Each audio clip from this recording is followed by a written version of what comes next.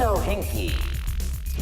Defiance from Tryon Worlds, based on the sci-fi series, is a new third-person shooter MMO that seeks to mix the frenetic, action-packed pace of a shooter with the persistence and massive scale of an MMO.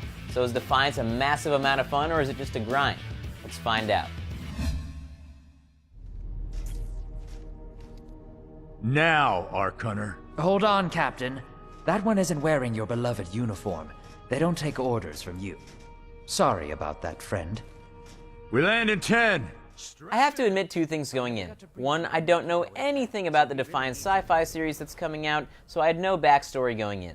Two, I did not have enough time to play what I felt was enough of the game, so Defiance won't be getting a score. I will, however, go through and talk about the things that I liked and disliked. Defiance starts with you on board a stratocarrier that crash lands. Your character is an Ark Hunter, a sort of futuristic survivalist who seeks out lost alien technology in return for big cash rewards. In the future, there are two races, Votan and Human, and both work in harmony to combat mutant enemies on the planet and salvage what remains of destroyed alien tech that falls to Earth. The only problem, there are lots of people after the technology, including the mutant people that live on the planet. To be honest, while the story is integral to a good MMO, I was much more interested in how this one played. So, how does it play? Well, it feels like a less ridiculous version of Just Cause crossed with Borderlands, but then also an MMO.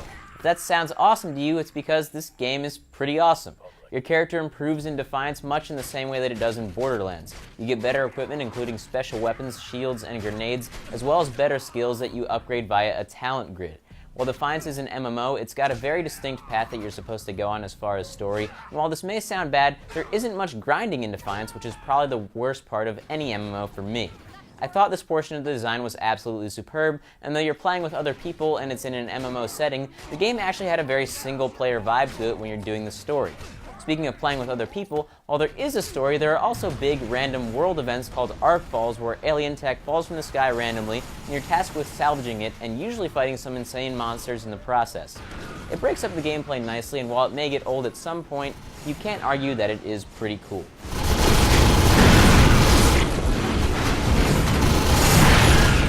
The thing that Defiance does really well is making this feel like a third-person shooter despite its MMO-ness.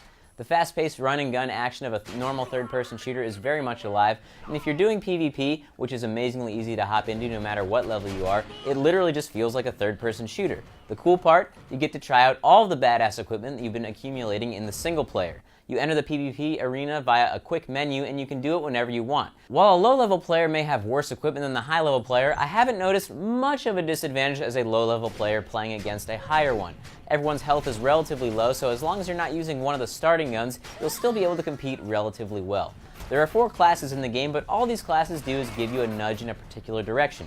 For instance, the Scout starts out with a sniper rifle, so it gives you a head start in that direction, but as any of the classes, you can use any weapon and have access to all the same talents. What this means is that if you decide you want to be a Scout and use a sniper rifle, you can do interesting things with the talents to fit various playstyles. At first I was unsure, but I do really like this mechanic as it allows you to invent some interesting ways to play based on your equipment and how you've chosen to specialize.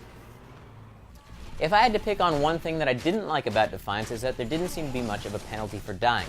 Firstly, you can revive yourself once no matter what when you die, and secondly, if you die again, you simply have to pay a small fee to warp to safety.